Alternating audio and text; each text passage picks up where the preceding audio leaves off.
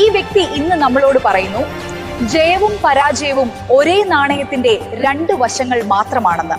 നാണയത്തിന്റെ ഏത് വശമാണ് ഇന്ന് നിനക്ക് മുന്നിൽ തെളിഞ്ഞതെങ്കിലും കളി അവസാനിച്ചിട്ടില്ലെന്ന് മാത്രം ഓർക്കുക.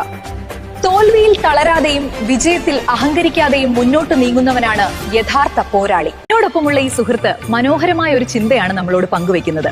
നമ്മുടെ ഈ ശരീരത്തിൽ ജീവനുള്ള അത്രയും കാലം ജീവിതം ആസ്വദിച്ച് തന്നെ ജീവിക്കുക. ഇഷ്ടമുള്ളതൊക്കെ കഴിച്ചും പ്രിയപ്പെട്ടവരോടൊപ്പം സമയം ചെലവഴിച്ചും ചിരിച്ചും നല്ല യാത്രകൾ ചെയ്തും ഓരോ നിമിഷവും സന്തോഷകരമാക്കുക.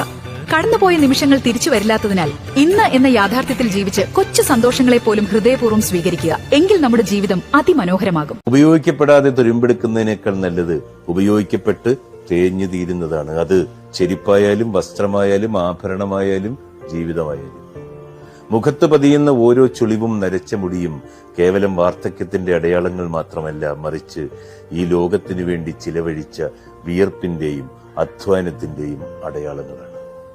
ജീവിതത്തിന്റെ മൂല്യം എത്ര കാലം നിലനിൽക്കുന്നു എന്നതിലല്ല, എത്രമാത്രം ഉപയോഗിക്കപ്പെട്ടു എന്നതിലാണ്.